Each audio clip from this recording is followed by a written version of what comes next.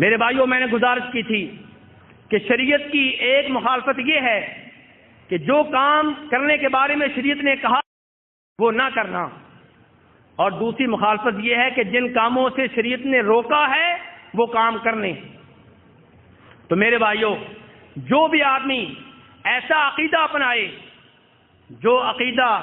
اللہ کے اوپر ایمان لانے کے منافی ہو، اللہ کے رسول کے اوپر ایمان لانے کے منافی ہو، فرشتوں کے اوپر ایمان لانے کے منافی ہو، تو ایسا عقیدہ کفری عقیدہ ہے۔ چنانچہ جو آدمی اللہ تبارک و تعالیٰ کے ساتھ کسی کو شریک ٹھہرائے، چاہے وہ کوئی نبی ہو، چاہے کوئی ولی ہو، چاہے کوئی بزرگ ہو، چاہے کوئی جن ہو، چاہے سورج ہو، چاہے چاند ہو، چاہے آگ ہو، چاہے درخت ہو، چاہے کوئی قبر ہو، ان میں سے کسی چیز کو اللہ تبارک و تعالیٰ کے ساتھ شریک ٹھہرائے اور یہ عقیدہ اس کا ہو کہ شریک ٹھہرانا درست ہے، تو ایسا آدمی جو ہے میرے بھائیوں کافر ہے۔ جو آدمی یہ دعویٰ کرے کہ نعوذ باللہ اللہ تبارک و تعالیٰ زندہ نہیں ہے، وہ کافر ہے، کیونکہ اللہ تعالیٰ کہتے ہیں وَتَوَكَّلْ عَلَى الْحَيِّ الَّذِي لَا يَمُوتُ۔ جو آدمی یہ کہے کہ نعوذ باللہ اللہ تبارک و تعالیٰ کو نیند آتی ہے، نعوذ باللہ اللہ تبارک و تعالیٰ اونگتے ہیں، وہ کافر ہے۔ اللہ تعالیٰ فرماتے ہیں لا تأخذہ سنۃ ولا نوم، نہ اللہ نیند کے محتاج ہیں، نہ اللہ تبارک و تعالیٰ اونگنے کے محتاج ہیں۔ جو آدمی یہ دعویٰ کرے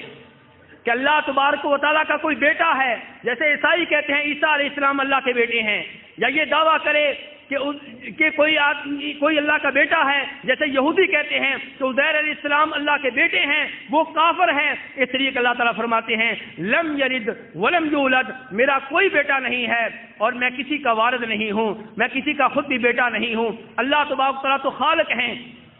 ایسے ہی جو آدمی یہ دعویٰ کرے کہ اللہ تبارک و تعالیٰ کی کوئی بیگم ہے، جیسے کچھ عیسائی کہتے ہیں کہ مریم علیہ السلام اللہ تبارک و تعالیٰ کی بیگم ہے، ایسا آدمی کافر ہے۔ فرمایا اللہ تبارک و تعالیٰ نے وَجَعَلُوا لِلَّهِ شُرَكَاءَ الْجِنَّ وَخَلَقَهُمْ وَخَلَقُوا لَهُ بَنِينَ وَبَنَاتٍ بِغَيْرِ عِلْمٍ سُبْحَانَهُ وَتَعَالَى عَمَّا يَصِفُونَ بَدِيعُ السَّمَاوَاتِ وَالْأَرْضِ أَنَّىٰ يَكُونُ لَهُ وَلَدٌ وَلَمْ تَكُن لَهُ صَاحِبَةٌ وَخَلَقَ كُلَّ شَيْءٍ وَهُوَ بِكُلِّ شَيْءٍ عَلِيمٌ۔ فرمایا یہ ان ظالموں نے جنوں کو اللہ تبارک و تعالیٰ کا شریک ٹھہرایا، جبکہ جن تو اللہ تبارک و تعالیٰ کی مخلوق ہیں، مخلوق خالق کی شریک کیسے ہو سکتی ہے؟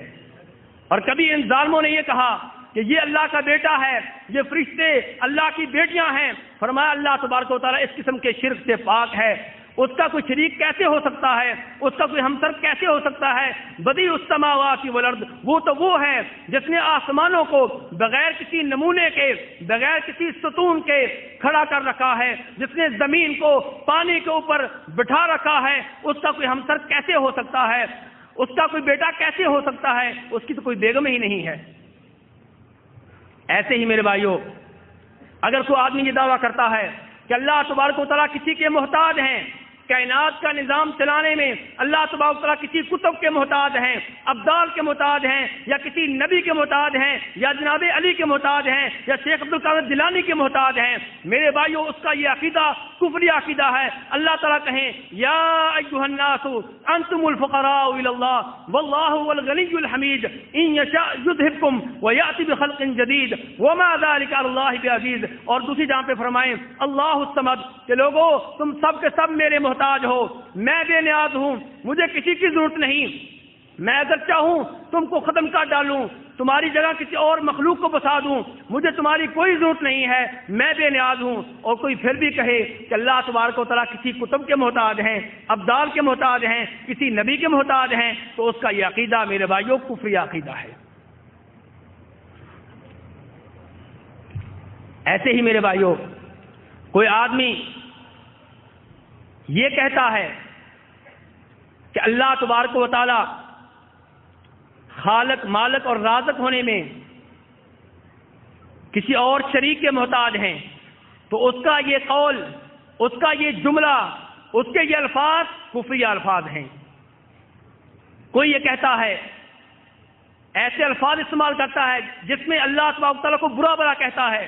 یا اللہ کے رسول صلی اللہ علیہ وسلم کو برا بھلا کہتا ہے، یا قرآن پاک کو برا بھلا کہتا ہے، یا کہتا ہے کہ اسلامی سزائیں، اسلامی حدود یہ وحشیانہ سزائیں ہیں، یہ بہیمانہ سزائیں ہیں، اس سے لوگ لولے اور لنگڑے ہوتے ہیں، تو اس کے یہ کلمات کفریہ کلمات ہیں، ایسے الفاظ کہنے والا آدمی کافر ہے۔